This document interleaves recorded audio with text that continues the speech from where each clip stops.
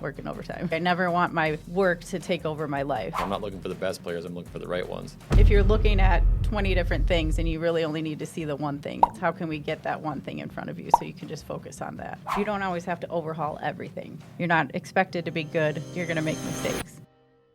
Hey there, business enthusiasts. Welcome to the Chills Podcast, brought to you by All Weather Roof. Because just like a sturdy roof, our conversations are built to last. I'm your host, Brent Loberg, and we're about to dive into the world of business, family, and the moments that give us those exhilarating chills. Ever wonder what keeps successful people inspired? Well, get ready to find out as we chat with some fantastic all-weather customers, partners, vendors, and friends. We'll explore their triumphs, challenges, and maybe even some unexpected secrets. After all, business is not just about numbers. It's about the people behind them. So grab your metaphorical popcorn and join us on this journey. Get ready to be inspired, maybe even get a few chills of your own. This is the Chills Podcast. Let the goosebumps begin.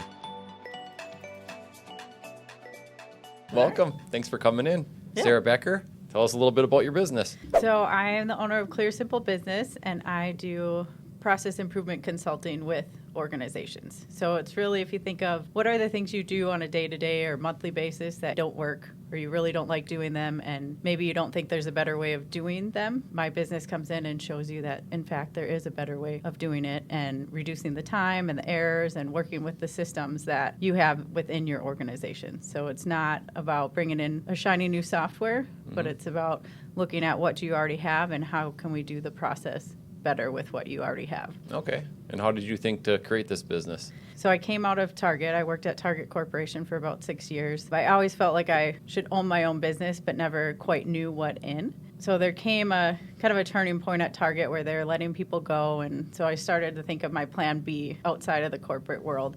And so I looked back at my career at Target, and I worked in marketing, finance, and IT, so three very different pyramids. And I realized that I was successful in each of those, not because I was a marketing subject matter expert or a finance person. I didn't know what a cost center or profit center was when I first got that position. Yep. But I was able to be successful in that role because I would look at my tasks and what I needed to do, and I would just naturally improve them. And I thought everyone did that because it was just something that kind of came easily to me. And then when I looked back, I realized that the reason I was able to make such drastic changes in each of my roles, like there were some spaces where it would take 3 days to do a task, and then I got it down to about 2 hours.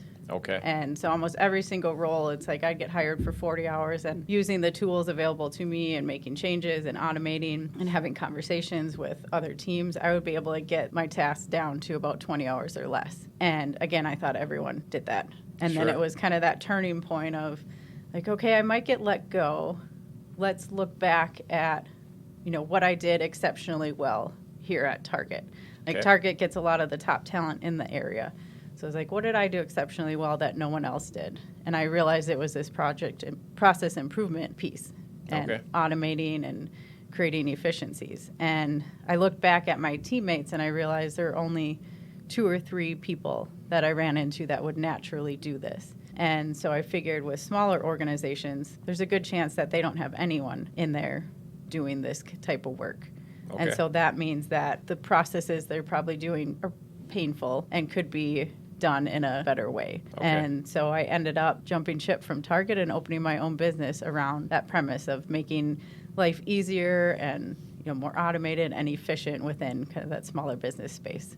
Okay. The 4-hour work week. I've heard of that book, but you're always like, is that really a thing? Oh, yeah. You can make it a thing for sure. Like I said, every single role I had as an employee at Target or at various organizations, it would start out as 40 hours, and then I'd be able to update it and get it done in 20 hours or less. Okay. And sometimes even in that 20 hours, I'd be getting more done than the person who came in before me. So there's definitely a lot of opportunities to do things differently and just make things like more clear and easy to follow and automated. You're making people super efficient. Yep. Sure. Do you have other employees or is it just you? Right now it's just me. Okay. And I'll pull in different consultants. Sometimes we partner in different areas, and then sometimes some virtual assistants to do kind of background stuff. But for the most part, it's currently just me. Okay. Are you using anything like AI, anything new, anything up and coming in your business? I haven't jumped into the AI space yet. So actually a lot of what I use is kind of Office 365 tools because my main goal is to use what's available to you And so a lot of that's Office 365, whether it's Excel, OneNote, SharePoint, or a lot of organizations have their like industry specific software that a lot of times you can customize to a certain extent. So a lot of it is removing digital clutter. Like if you have too much in front of you, then you get exhausted. Oh, for sure. If you're looking at 20 different things and you really only need to see the one thing, it's how can we get that one thing in front of you so you can just focus on that. Sure. Yeah, I remember at one time I had iPad, iPhone, and then my MacBook, and I'd get an email and ding, ding, ding, and you can Right. see how getting rid of some of that stuff even. Yeah, just creating less clutter and less noise. And then Okay. you can really focus, and then you can get things done in less time. And so that's always been a huge passion of Sure. mine, even before I started my business. Like, there was something about me where I got my first job, like corporate business job, and it was like, I never want to work overtime. Like, I never want my work to take over my life. Like, I enjoy playing sports in the evening. So it's like, I don't want to have to call my team and say, no, I can't come and play because I have to do this work. So I always looked at my tasks and was like, okay, what I have here takes me 40 hours, but what if a fire comes up, or what if someone gets sick and I have to do their work on top of mine? Mm-hmm. Like, what can I do now to reduce the amount of time and make my work easier so that I never have to work overtime? There was just something like deeply ingrained in my head. Sure. Like, I'm not working overtime. All right. Is that how you came up with the Process Ninja? Is that your personal brand? Yep. So it's kind of fun. It's like you attack the projects and do kind of a quick swoop, and then life is easier after that. Sure. So the name of the podcast is The Chills. The chills in a good way. What in your business life gives you those chills, makes the hair stand up on the back of your neck or your arm? So it is those opportunities when you're talking with people and they're like, there's no better way of doing it. Mm-hmm. So I worked with a car dealership, the owner, and he kept telling me, okay, here are these little things that, can we sum here or do this? And it's like those things were just tiny little things. It was like, yeah, I can do that right now. And then we kind of got through, a half hour, 45 minutes of our meeting. It's like, well, what do you really hate doing? And he's like, well, there's this monthly report that I just absolutely hate, but there's no way to do it differently. And it would take 6 months to figure out, so it's not even worth even trying. Okay. And so that's when I'm like, yeah, game on. Like, bring that over here. Let's grab this challenge, and just that there's always a better way. And within 6 days of working on this project, we had that better way of doing it. So a lot of times business owners feel like, it's been a big problem or big thorn in their side for so long, so it has to be this, giant 6 month, year-long process to make it better. But a lot of times you can do it pretty quickly. So I love that challenge of like, no, there's no better way. This is how it is. We can't make it better. I love, going in at that challenge. Like, that just gets me excited. Okay. Taking on the challenge, tackling the challenge, just like you do on the hockey rink. Yep. Okay. Yep. How about Chill's home life? So I was thinking about this question, and it brought up like laughter.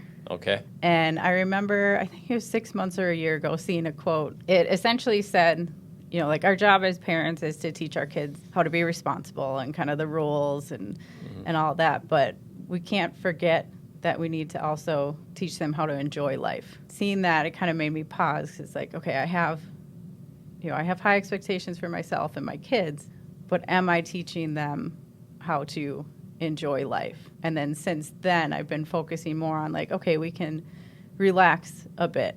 Sure. And those moments when, the whole family's together and we're just truly relaxed and it's like real laughter, like that just gives me the chills and the goosebumps and just makes me so happy. Makes a lot of sense. Yeah. Yeah, because the parenting and all that stuff's going to come anyways. But if you're kind of focused on just that, then maybe the laughter and the fun stuff doesn't come as easily. Right. Okay.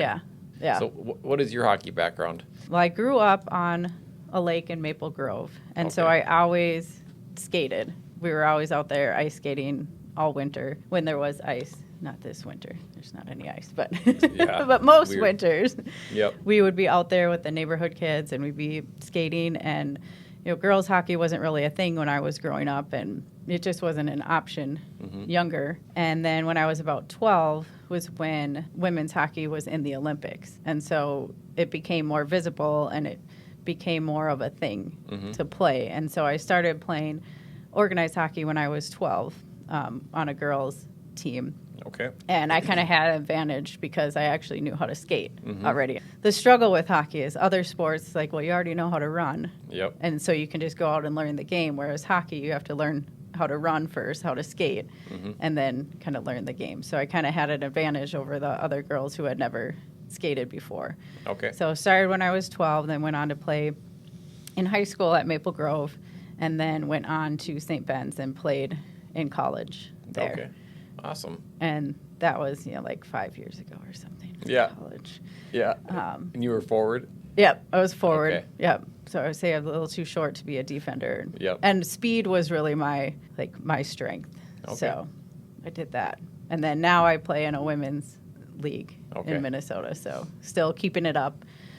Call it kind of the old ladies league, where sometimes it's a struggle because you think back to how you played when you were in college and when you were in shape, and then you're not in shape anymore. I But hear it's ya. still a lot of fun. It's a good workout. Use it or lose It's a it. good workout. Yep. You got to keep at it. Yep, and our team's still competitive, so it's nice. We're actually next week going into the league puts on a state tournament for each of the levels. So the top wow. 4 teams, each of the divisions goes and plays. So we were number 3. Okay. So we're starting the state tournament next week. So I that's like exciting. it. Still competitive. Yeah, there's some tough teams in there. So Yep.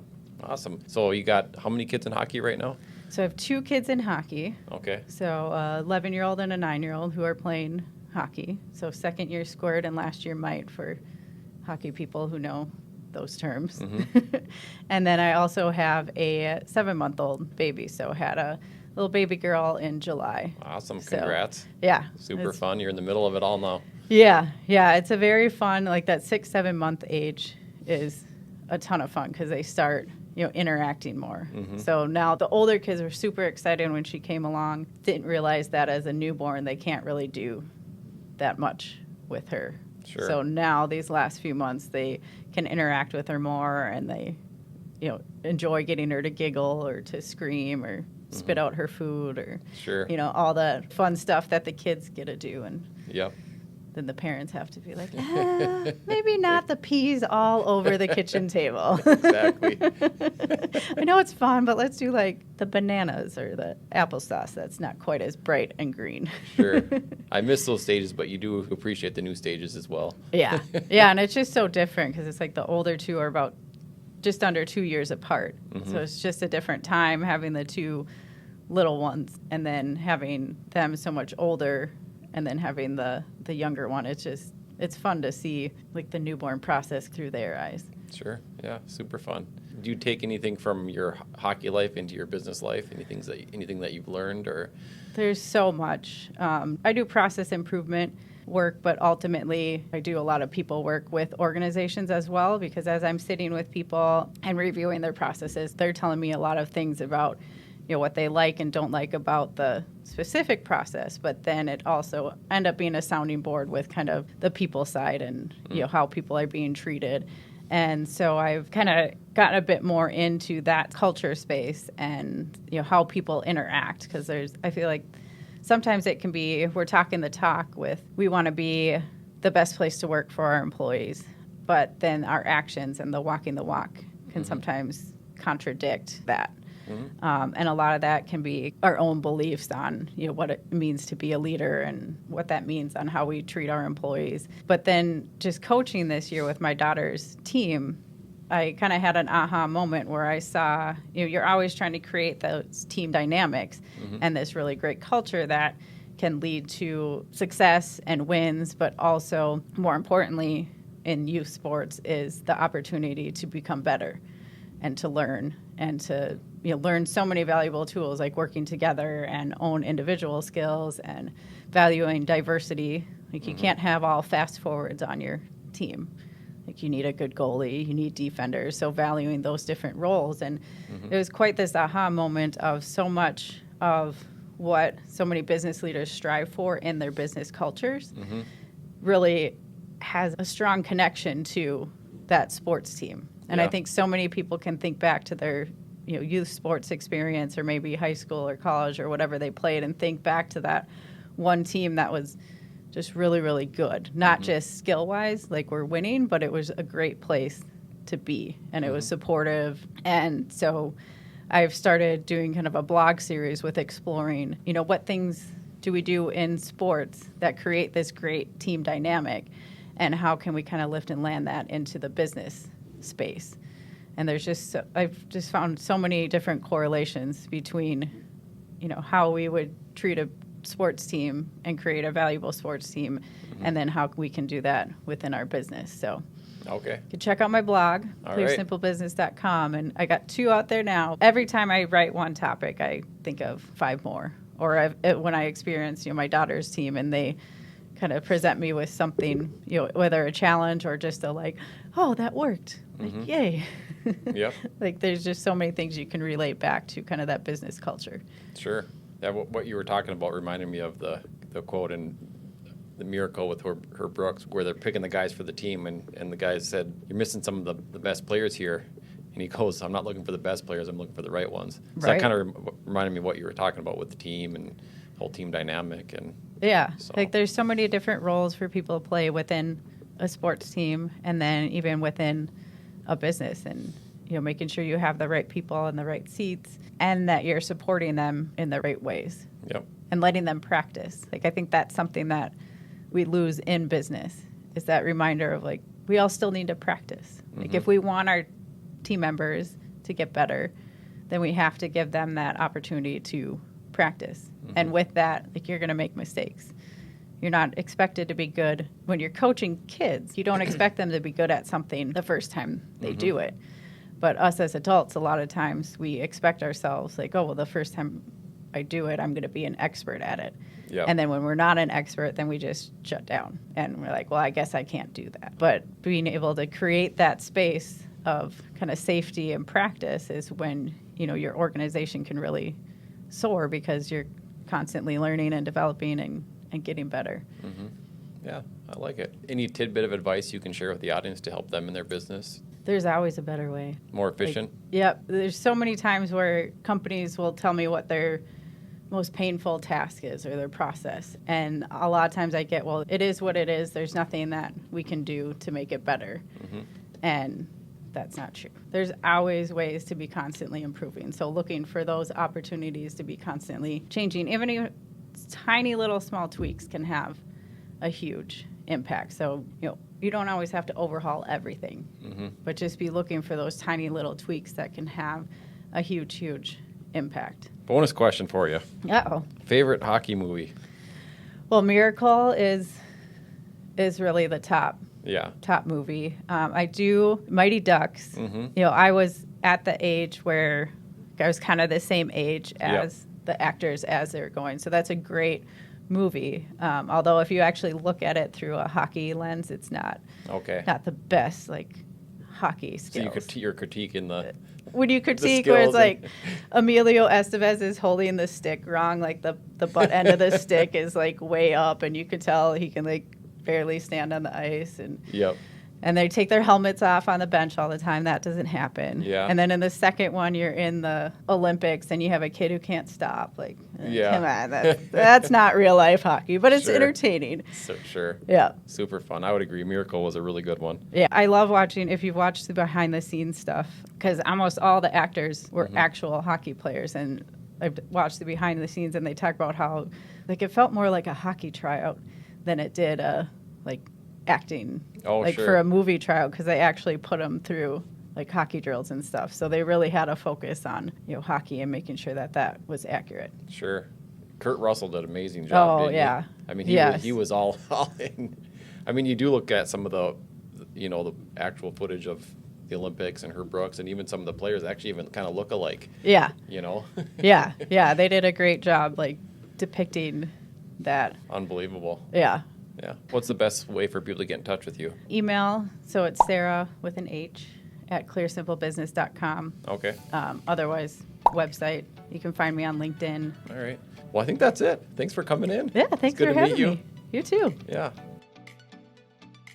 And that's a wrap, folks. A huge thank you to our incredible guests and, of course, All Weather Roof for making this podcast possible. If you enjoyed these conversations as much as we did, don't forget to hit subscribe and share the chills with your fellow business aficionados. Remember, it's not just about business, it's personal, and it's all about the people. Stay inspired, chase those dreams, and let the chills guide you. Till next time, this is Brent, signing off from the Chills Podcast. Catch you on the flip side.